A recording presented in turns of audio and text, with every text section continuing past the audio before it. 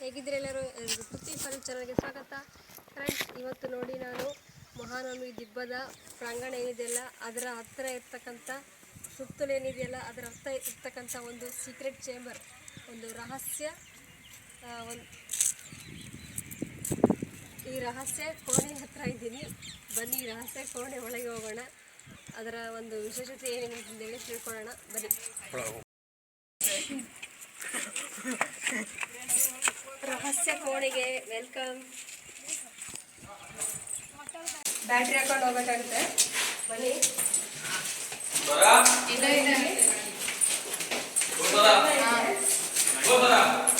ಹುಷಾರಾಗಿ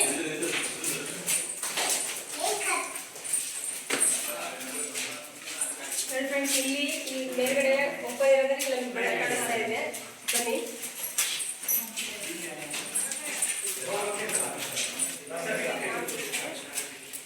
ಕಂಬಗಳಿವೆ.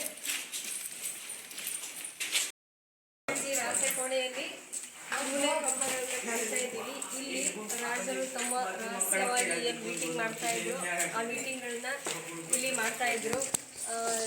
ಒಟ್ಟ ರಾಜ್ಯಕ್ಕೆ ಸಂಬಂಧಪಟ್ಟಂಗೆ ಯಾವ ರೀತಿ ನಾವು ಮಾಡಿದ್ರಿ ಅಂದರೆ ಹೊರಗಡೆ ವಿಷಯಗಳು ಹೋಗ್ಲಾರ್ದಂಗೆ ಇಲ್ಲೇ ರಹಸ್ಯವಾಗಿ ಇರ್ತಕ್ಕಂಥ ಒಂದು ಮೀಟಿಂಗ್ಗಳಿದ್ದು ಅವನ್ನೆಲ್ಲ ಇಲ್ಲೇ ಮಾಡ್ತಾ ಇದ್ರು.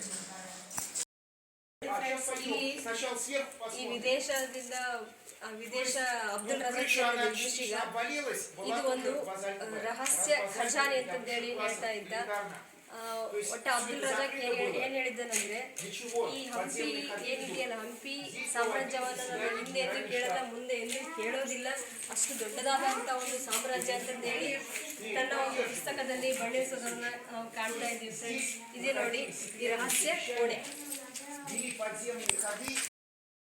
ಸರಿ ಫ್ರೆಂಡ್ಸ್, ಇಲ್ಲಿ ತುಂಬಾ ಹುಷಾರಾಗಿ ಬರಬೇಕು. ಇದು ಹೊರಗಡೆ ಹೋಗ್ಲಿಕ್ಕೆ ದಾರಿ ಇದೆ. ನಾವು ಆ ಕಡೆಯಿಂದ ಬಂದಿದ್ದೀವಿ, ಈ ಕಡೆ ಹೊರಗಡೆ ಹೋಗ್ಲಿಕ್ಕೆ ದಾರಿ ಇದೆ.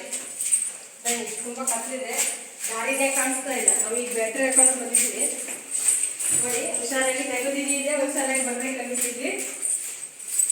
ಈ ಒಂದು ರಹಸ್ಯ ಕೋಣೆ.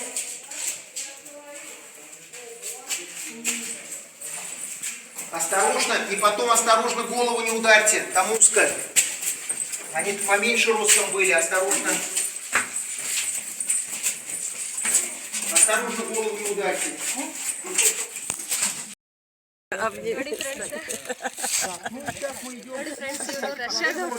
Где проводили встречи.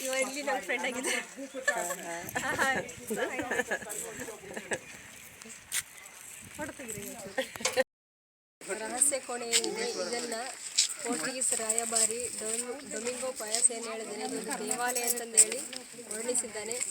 ಫ್ರೆಂಡ್ಸ್, ಈ ವಿಡಿಯೋ ನಿಮಗೆ ಲೈಕ್ ಆದರೆ ಲೈಕ್ ಮಾಡಿ, ಶೇರ್ ಮಾಡಿ, ಕಮೆಂಟ್ ಮಾಡಿ. ಇದೇ ರೀತಿ ವಿಡಿಯೋಗಳಿಗೆ ಪ್ರೋತ್ಸಾಹ ಕೊಡಿ. ಮತ್ತೊಂದು ವಿಡಿಯೋದಿಂದ ಮತ್ತೆ ನಿಮ್ಮನ್ನು ಭೇಟಿ ಮಾಡ್ತೀನಿ. Bye friends.